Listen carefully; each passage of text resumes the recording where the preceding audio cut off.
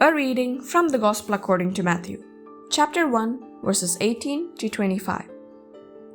This is how the birth of Jesus Christ came about. When his mother Mary was betrothed to Joseph, but before they lived together, she was found with child through the Holy Spirit. Joseph, her husband, since he was a righteous man, yet unwilling to expose her to shame, decided to divorce her quietly. Such was his intention when, behold, the angel of the Lord appeared to him in a dream and said, "Joseph, son of David, do not be afraid to take Mary your wife into your home, for it is through the Holy Spirit that this child has been conceived in her.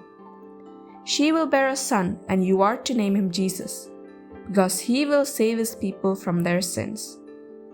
All this took place to fulfill what the Lord had said through the prophet.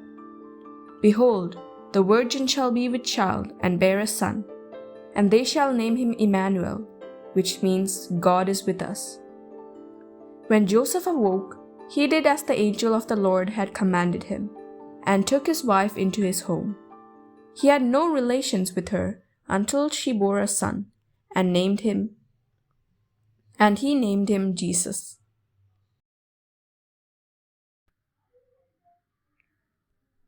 The evangelist highlights that alone Joseph cannot explain to himself the event which he sees taking place before his eyes, namely, Mary's pregnancy.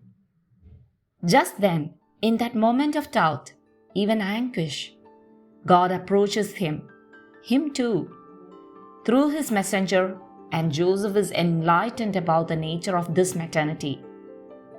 The child conceived in her is of the Holy Spirit. Thus, in facing this extraordinary event, which surely gave rise to many questions in his heart, he trusts totally in God who has drawn near to him, and after his invitation, does not repudiate his betrothed, but takes her to him and takes Mary to wife. In accepting Mary, Joseph knowingly and lovingly receives him who has been conceived in her through the wondrous work of God, for whom nothing is impossible.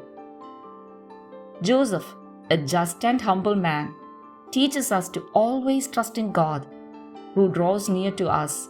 When God approaches us, we must entrust ourselves to him. Joseph teaches us to allow ourselves to be guided by him with willing obedience.